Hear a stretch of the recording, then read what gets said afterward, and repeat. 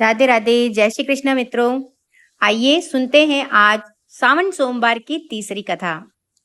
अनूठी कावड़ और भोलेनाथ का चमत्कार। माना जाता है कि इस कथा को सुनने से माता पार्वती और भगवान भोलेनाथ का विशेष आशीर्वाद प्राप्त होता है। तो इस कथा को अंत तक जरूर सुने। कथा अच्छी लगे तो एक लाइक देकर कमेंट बॉक्स में हर हर महादेव लिखना न भूलें। चैनल पर यदि पहली बार आए हैं तो चैनल को सब्सक्राइब करके बेल आइकन का बटन जरूर दबाएं और जुड़िए हमारी इस भक्ति यात्रा से। तो चलिए शुरू करते हैं आज की सावन सोमवार की तीसरी कथा। सावन का महीना चल रहा था और इस बार सावन का तीसरा सोमवार आने में केवल 2 दिन ही बाकी थे।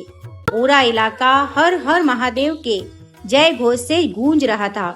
हर तरफ केसरिया कपड़ों में कावड़िया नजर आ रहे थे।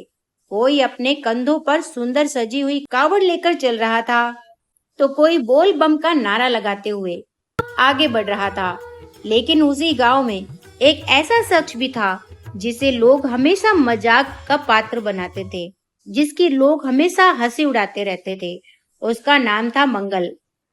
गांव वाले उसे प्यार से मंगल कहते थे, लेकिन उसकी एक ही कमजोरी थी, उसे काम धाम से ज्यादा हर वक्त किसी न किसी उलझन या चिंता में खोए रहना पसंद था। उसके पास ना तो बड़ा खेत था, न कोई पक्का रोजगार। लोग कहते थे, अरे मंगल, तू तो अपने घर की जिम्मेदारी नहीं संभाल पाता, महादेव की कावड़ यात्रा क्या खाक संभालेगा। इन बातों को सुनकर मंगल का दिल अंदर से टूट जाता था। वह मन ही मन सोचता कि क्या भगवान सिर्फ अमीरों की या ताकतवर लोगों की ही सुनते हैं? क्या एक साधारण और गरीब इंसान का महादेव के दरबार तक पहुंचना मुमकिन नहीं है? उस शाम गांव के प्राचीन शिव मंदिर में एक संत पधारे। उन्होंने अपनी वाणी से सबको मंत्र मुक्त कर दिया। संत ने कहा, भक्तों, महादेव को प्रसन्न करने के लिए बड़े बड़े सामान या पैसों की जरूरत नहीं होती। सच्चा शिव भक्त वही है जो कठिनाइयों में भी अपने विश्वास को टूटने न दे। संत की ये बातें मंगल के दिल पर सीधा असर कर गई। उसने उसी रात ठान लिया कि चाहे कुछ भी हो जाए, इस बार सावन के तीसरे सोमवार पर वह भी महादेव को जल जरूर चढ़ाएगा। और उसके पास महंगे केसरिया कपड़े खरीदने के लिए पैसे नहीं थे, इसलिए उसने अपनी एक पुरानी साधारण साफ धोती को केसरिया रंग में रंग लिया और बांस की एक सामान्य सी लकड़ी को गंगा जल के कलश बांधकर अपनी खुद की कावड़ तैयार कर ली। अगली सुबह जब सूरज की पहली किरण भी नहीं निकली थी, मंगल ने महादेव का नाम लिया और अपनी इस अनूठी कावड़ को कंधे पर रखकर अकेले ही अनजाने रास्ते पर निकल पड़ा। उसके पास ना तो रास्ते का कोई अनुभव था और न ही खाने पीने के लिए पैसे, बस होठों पर एक ही मंत्र था, हर हर महादेव। चलते चलते दोपहर हो गई। आसमान से अंगारे बरस रहे थे। कच्ची पगडंडियों की धूल और तेज धूप ने मंगल के पैरों के छाले हरे कर दिए। तभी रास्ते में उसे एक बहुत बड़ा और घना पीपल का पेड़ दिखाई दिया। ठंडी हवा और घनी छांव देखकर उसका शरीर बोला, थोड़ी देर आंख बंद कर लेते हैं भाई, वरना बेहोश हो जाएंगे। मंगल पेड़ के नीचे रुका।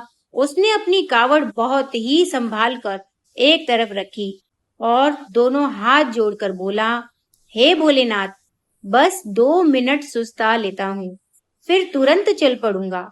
लेकिन ठंडी हवा के झोंकों ने उसकी सारी थकान छीन ली और वह वही गहरी नींद में सो गया।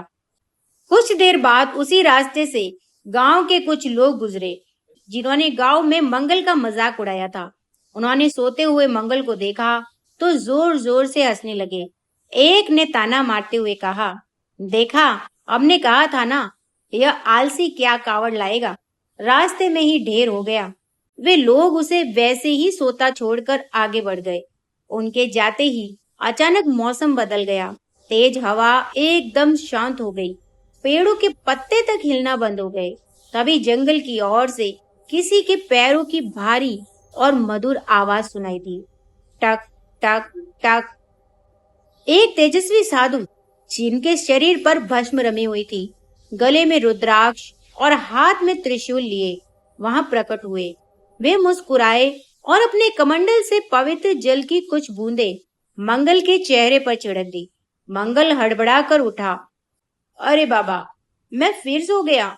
साधु ने प्यार से उसके कंधे पर हाथ रखा और बोले, घबराओ मत बेटा, यात्रा पैरों से नहीं बल्कि अटूट विश्वास से पूरी होती है। उठो, तुम्हारी मंजिल तुम्हारा इंतजार कर रही है। जैसे ही मंगल ने साधु के दिए हुए पानी की एक बूंद पी, उसकी सारी थकान पल भर में गायब हो गई।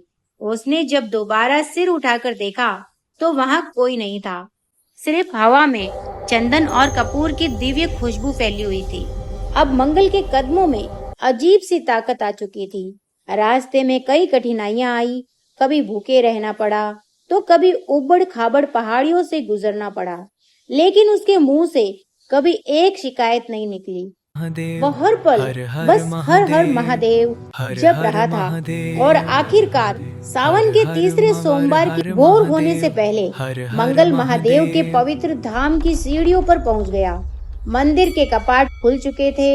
हजारों भक्तों की भीड़ के बीच जब वह अपनी छोटी सी कावड़ लेकर गर्भगृह की ओर बढ़ा तो शरीर ने एक बार फिर जवाब दे दिया।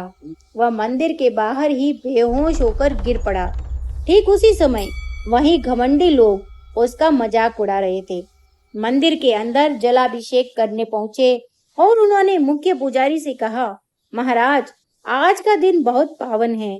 तभी पुजारी ने चौंक कर पूछा, अरे, वह लड़का कहाँ है जो रात को अपनी अनूठी कावड़ लेकर आया था, जिसे एक दिव्य अघोरी स्वयं गर्भगृह तक छोड़ कर गए हैं और कह गए हैं कि यह जल मेरे उस सच्चे भक्त का है जिसने बिना किसी दिखावे के सिर्फ मेरे नाम को अपनी ताकत बनाया है। यह सुनते ही उन सबका मुंह खुला का खुला रह गया। जब वे बाहर आए तो उन्होंने देखा कि मंगल मंदिर की सीढ़ियों पर होश में आया है और उसके हाथ में शिवलिंग से गिरा एक पवित्र बेलपत्र आकर गिरा है।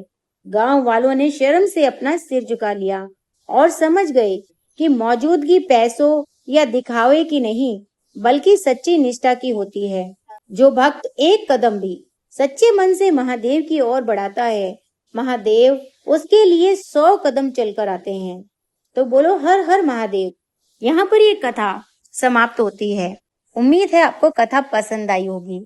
यदि आपको सच में कथा अच्छी लगी तो इसे एक लाइक देना ना भूलें और यदि चैनल को अभी तक सब्सक्राइब नहीं किया है तो इसी प्रकार की आध्यात्मिक और धार्मिक कथाओं के लिए चैनल को सब्सक्राइब जरूर करें और बेल आइकन का बटन दबाना ना भूलें। मिलते हैं अगली भक्ति यात्रा में। तब तक के लिए ओम नमः शिवाय, हर हर महादेव।